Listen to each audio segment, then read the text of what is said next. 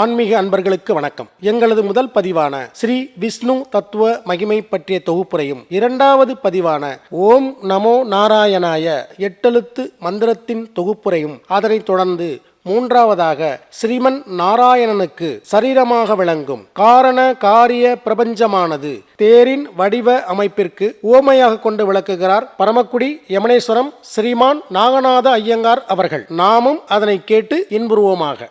ஓம் நமோ நாராயணாய. நாராயணனும் தேர்வடிவ தத்துவமும். பகவான் எப்படிப்பட்ட சொரூபத்தை உடையவராய், எப்படிப்பட்ட உருவத்தை உடையவராய், எந்த அளவு ஐஸ்வர்யத்தை உடையவராய், எந்த அளவு தேஜஸை உடையவராய், எந்த அளவு வீரியத்தை உடையவராய் ஸ்ரீமன் நாராயணன் தனது பக்தனால் கற்பிக்கப்படுவாரோ அவ்வாறே அந்த பக்தனுக்கு அவர் காட்சி அளிக்கிறார். ரதம் என்று சொல்லப்படும் அப்ராகிருத சரீரத்தை கொண்டு அது நடுவிலே ஸ்ரீமன் நாராயணன் எழுந்தருளி தனது பக்தனுக்கு காட்சியளிக்கிறார். 1000 கோடி சூரிய பிரகாசத்தை உடையவராகும் பொன்போன்று பிரகாசித்து விளங்கும் பரமபத ஸ்தானத்தில் சங்கு சக்கர கதாதாரியுடன் கூடியவராய் திவ்ய திருமணியுடன் ஸ்ரீமன் நாராயணன் எழுந்தருளி உள்ளார். அவர் தனது மனது சங்கல்பத்தாலேயே தன்னிடமிருந்து சங்கர்ஷணர், பிரத்யும்னர், அனிருத்தர் என்ற 3 வியூக மூர்த்திகளை படைத்தார். அவற்றிற்கு ஞானம், பலம், சக்தி, ஐஸ்வர்யம், வீரியம், தேஜஸ் என்னும் 6 குணங்கள் கூடியதாயும் படைத்தல், காத்தல், அழித்தல் ஆகிய முத்தொழில்களை செய்கிறபடியாகவும் உருவாக்கினார். கோவிலில் பகவான் எழுந்தருளி அருளும் கர்ப்பகிரகத்தின் மேல் உள்ள அஷ்டாங்க விமான கோபுரத்தின் மேலே உள்ள தங்க கலசமானது பகவானின் மேலான பரமபத ஸ்தானத்திற்கு ஊமையாக கொள்ள வேண்டும். கலசத்துக்கு கீழே உள்ள 3 ரேகைகள் 3 வியூகமூர்த்திகளாக கருத வேண்டும். 3 வட்டமான ரேகைகளில் கீழான ரேகை அவரது அனிருத்த வியூகமூர்த்தியாக எண்ண வேண்டும். அடுத்தபடியாக பரமபத நாதனாகிய ஸ்ரீமன் நாராயணன் தனது அனிருத்த வியூகமூர்த்தியிலிருந்து திருப்பார் கடலை உருவாக்கி அதில் ஜெகத் ரட்சண சிந்தனையுடன் கூடியவராயும் ஸ்ரீதேவி, பூதேவி, மகாலட்சுமி சமேதராய் ஆதிசேஷன் மீது சயன நிலையில் எழுந்தருளினார். இது அவரது முதல் அவதாரமாகும். இவருக்கு சுத்த சத்வமயமான மூலப்பிரகிருதி சரீரமாய் உள்ளது. இந்த மூலப்பிரகிருதியானது அநேக கோடி பிரம்மாண்டங்களை தன்னகத்தே கொண்டுள்ளது. அவ்வாறு உள்ளபடியாலே இந்த அளவும் மகா சங்கல்பத்தின் போது அநேக கோடி பிரம்மாண்ட கரண்ட மண்டலே என்று கூறுவதேகும். மேலும் ஆழ்வார்களும் அண்ட குலத்துக்கு அதிபதியாகி என்று 4000 திவ்ய பிரபந்தத்தில் பாடியுள்ளனர். இந்த அமைப்பானது கோபுரத்தின் மேலுள்ள சிறிதளவே குவிந்த தாமரை மொட்டு போன்ற பகுதியாகும். விஷ்ணு சகஸ்திரநாமங்களில் ஒன்றான பத்மநாபாய நமஹ என்பதின் விளக்க உரையிலிருந்து இதனை அறியலாம். பத்மம் போன்ற நாபியை உடையவர். பத்மம் என்றால் தாமரை என்று பொருள். மற்றொரு வகையில் பத்மம் என்பது 100,000 கோடி காலவியூகம்தான் பத்மம். மூவேல் உலகங்களாகிய பத்மத்தை நாபியில் உடையவர். நான்முகனின் பிறப்பிடமான தாமரையை உந்தியில் உடையவர். நாபிக்கமலத்தில் தோன்றிய உந்தியில் 8 இதழ்களோடு கூடிய தாமரையை உடையவர். அவற்றில் மற்றொரு நாமமானது சுதந்தவே நமஹ, விஸ்தாரமான பிரபஞ்சத்தை தனக்கு சரீரமாக உடையவர். எங்கனம் சிலந்தி பூச்சியானது தன்னிடமிருந்து நூலை உண்டாக்கி வலை பின்னி தனது இரையை தேடி பிறகு தனக்குள்ளே இழுத்து கொள்கிறதோ அவ்வாறே தானே பிரபஞ்சமாக விரிந்து தன்னில் தானே இழுத்து கொள்ளும் குணமுடையவர் பரம்பொருளாகிய ஸ்ரீமன் நாராயணன் ஆவார். தானே உலகாகி தனக்குள்ளே தானடங்கி என்று ஆழ்வார்களும் பாடியுள்ளனர். மண்ணை உண்டு தன் வாயில் தானே தன் அன்னையை தன்னில் காண்பித்தவன் எம்பெருமான் கண்ணன். இந்த நிகழ்வானது நாம் தற்பொழுது கைபேசியில் உள்ள வளைகாட்டி மூலம் அறிகிறோம். இதுவும் ஒரு கிருஷ்ண லீலைதான். ஸ்ரீரங்கத்தில் பகவானுக்கு 7 சுற்றுகளில் ஊரே அமைந்துள்ளபடியாலும் சப்தாவரணம், திருப்பதி வெங்கடாதிபதிக்கு 7 மலைகள் அரணாய் அமைந்துள்ளபடியாலும் 7 என்ற எண் முக்கியத்துவம் வாய்ந்ததாக உள்ளது. மேலும் ராமாவதாரத்தில் 7 மராமரங்களை ஒரே அம்பால் துடைத்ததையும், கிருஷ்ணாவதாரத்தில்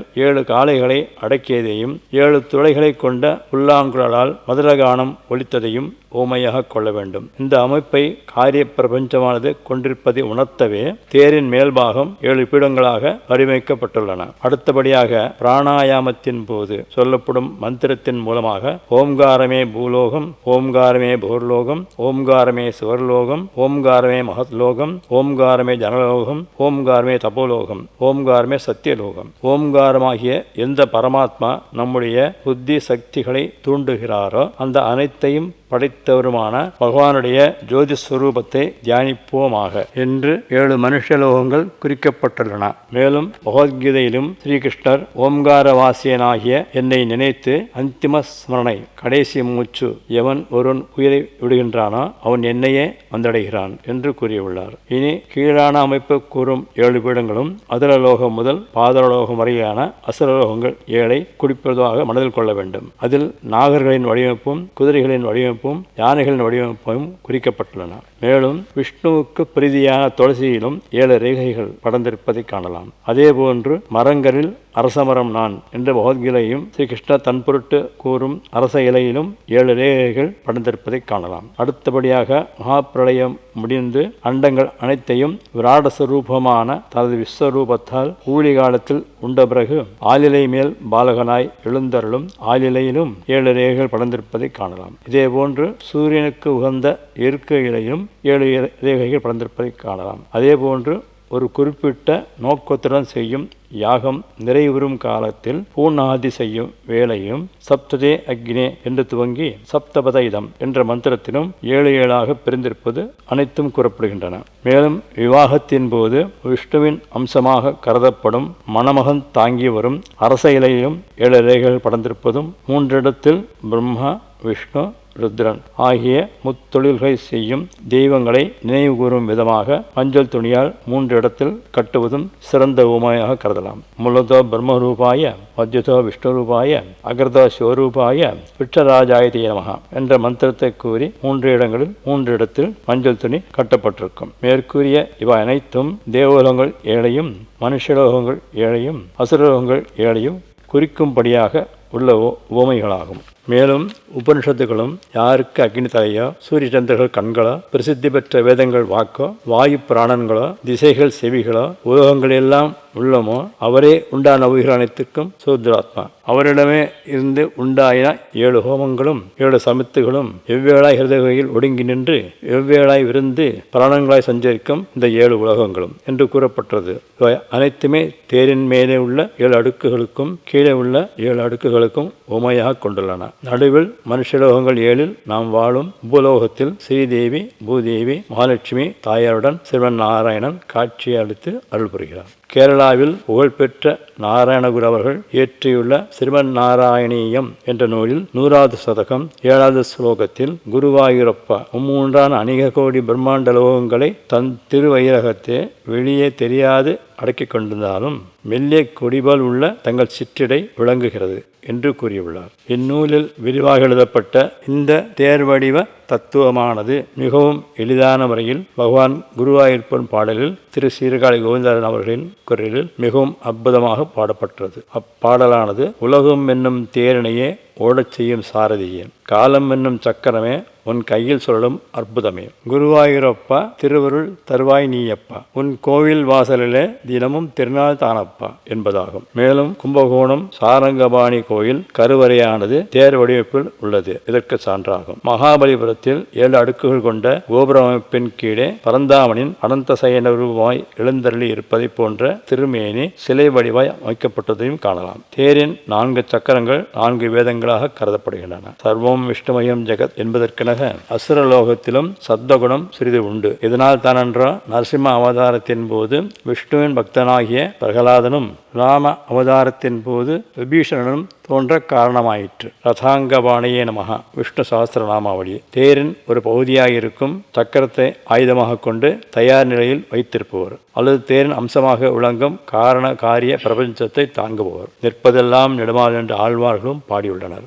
மேலும் குலம் எனப்படும் சுஷும்னா நாடி மூலம் மூவேல் உலகங்கள் எல்லாவற்றையும் அந்தர்யாமியாய் ஒரு விசேஷமான நிலையில் தாங்கிக் கொண்டுள்ளார். இது ரிக்வேதத்தில் கூறப்பட்டுள்ளது. மேலும் காரார் பிறவியல் பூண்ட என்று தொடங்கி காக்கை பின் போவாதே என்று நிறைவு வரும் 4000 திவ்ய பிரபந்தத்தில் ஆழ்வார்கள் பாடியுள்ளனர். இதன் பொருள் வீடு பேறு என்ற புருஷார்த்தம் உங்களுக்கு உண்டென்று எண்ணம் உடையவராயிருப்பின் மேக மண்டலத்தில் 7 குதிரைகள் சஞ்சாரம், அந்த குதிரைகள் பூட்டிய தேர், ஒரே சக்கரம், அது நிறைந்த விளங்கும் சூரிய ஜோதிகளை உடைய சூரியன் மண்டலத்தை நீண்டு மேலே பரமபதத்தில் புகுந்து அங்கு திருப்தி அடையாதவாறு அமுதமாகிய பரம்பொருளை அடைந்து அவ்விடத்திலிருந்தும் திரும்பி வராமலிருத்தலே வீடு வேறு ஆகும். ஜீவாத்மாவானது பரமாத்மாகிய சிவன் நாராயணன் ஐக்கியமாகி மோட்சம் பெறுவது. இனி தேருக்கும் மனிதர்களுக்கும் நாட்டிற்கும் தொடர்புடைய வாக்கியங்கள் சூரிய புராணத்தில் கூறப்பட்டதை காணலாம். தேரின் அச்சு முறிந்தால் அரசருக்கு ஆபத்து உண்டாகும். தேர் முறிந்தால் பிராமணருக்கு ஆகாது, பலவிதமான தீமைகள் உண்டாகும். தேரில் உள்ள தட்டு முறிந்தால் வியாபாரம் செய்பவர்களுக்கு ஆகாது, துன்பம் உண்டாகும். நுகத்தடி முறிந்தால்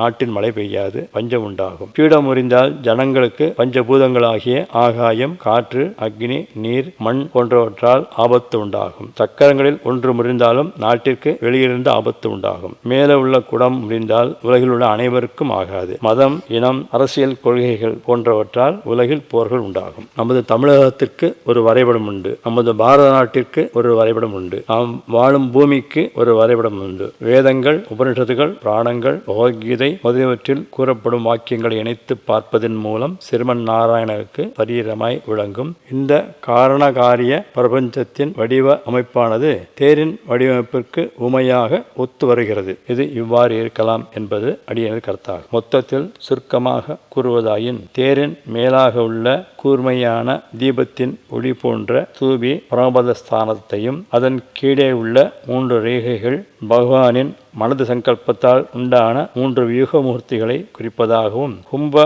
வடிவ அமைப்பானது அஷ்டாங்க விமான கோபுரத்தையும் அந்த அஷ்டாங்க விமான கோபுரத்தின் அந்தர்யாமியாய் எம்பெருமான் திருப்பார்கடலில் ஆதிசேஷன் மீது பள்ளி கொண்டுள்ள ஜகத் ரட்சண சிந்தையுடன் கூடியவராயும் அஷ்டலட்சுமி என்ற 8 இதழ்களால் மூடியிருப்பதாகவும் கொள்ள வேண்டும். அதன் கீழே உள்ள 3 ரேகைகள் மூவேல் உலகத்தின் அடிப்படையான பிரம்மவித்தாகவும் 7 அடுக்குகள் தேவலோகங்கள் 7ஐயும் மனுஷலோகங்கள் 7ஐயும் அடிப்படையாக கொண்டிருக்கின்றன. இவ்வாறு கொண்டுள்ள தேரின் வடிவமைப்பானது அபிப்பிராய பேதம் இருப்பின் விஷ்ணுவின் புகழ் பாடும் தொகுப்புரை என்ற அளவில் மனதில் கொள்ள வேண்டியது. ஓம் நமோ நாராயணாய என்ற அஷ்டாட்சர மந்திரத்தை பத்மாசனத்தில் அமர்ந்து ஜபம் செய்து கொண்டே பூர்வ மத்தியில் ஒளி பெற்று தேரின் வடிவமைப்பை தியானிக்க வேண்டும். அந்த தேரில் பரமாத்மாவாகிய திருமன் நாராயணனை லட்சுமி சமேதராய் தியானிக்கப்படுவதன் மூலம் இகபர சுகங்களை அடைந்து மோட்ச பிராப்தியை பெறுவதற்கு முன் உங்களது எண்ணங்கள் ஏற்றவாறு இவ்வுலகில் நீங்கள் எதை சாதிக்க விரும்புகிறீர்களோ அதில் வெற்றியை அடையலாம். உங்களது உள்ளத்தில் எழும் உன்னதமான எண்ணங்களை உலக நிகழ்வுகளாக மாற்றி அமைக்கலாம். ஸ்ரீ கிருஷ்ணார்ப்பணம்.